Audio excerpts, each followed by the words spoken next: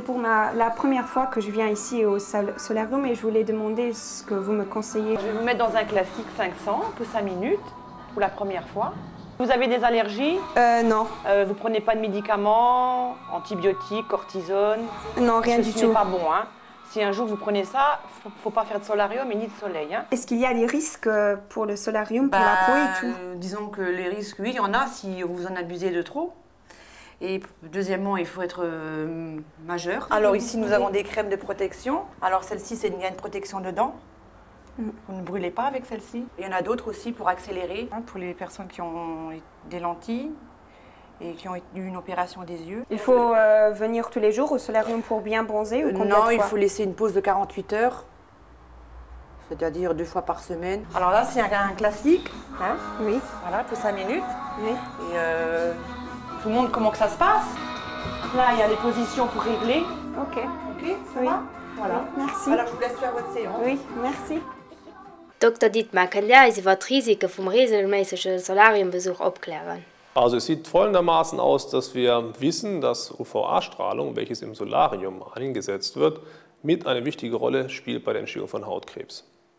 Wir wissen, dass jemand, der unter 30 regelmäßig Solarium besucht, sein Risiko für Hautkrebs um 75% steigert. Die UVA-Strahlung ist ein Kofaktor, dessen Bedeutung lange unterschätzt worden ist. Man sieht nach den neueren Daten wissenschaftlich, dass aber auch die UVA-Strahlung eine große Rolle spielt.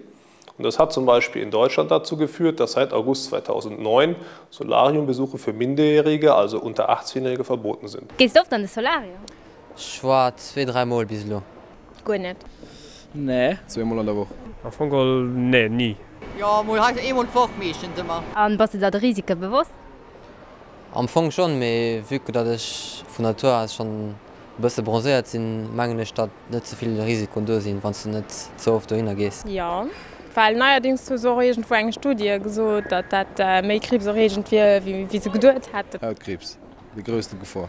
Nicht so direkt. Ja, wir finden aber so meistens 10 bis 15 Minuten aber nicht mehr. Aber wie sind Statistiken der neuen Lützeburg?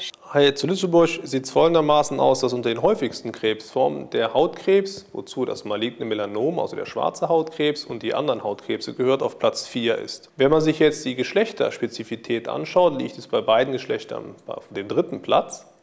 Wenn wir jetzt die geschlechtsspezifischen Krebse, also Brustkrebs bei Frauen und Prostatakrebs bei Männern herausrechnet, dann liegt Hautkrebs sogar auf Platz 2. Wir sehen leider, dass wir auch jüngere Patienten sehen. Also die jüngste Patientin mit dem schwarzen Hautkrebs aktuell bei uns in der Nachkontrolle ist 23 Jahre alt.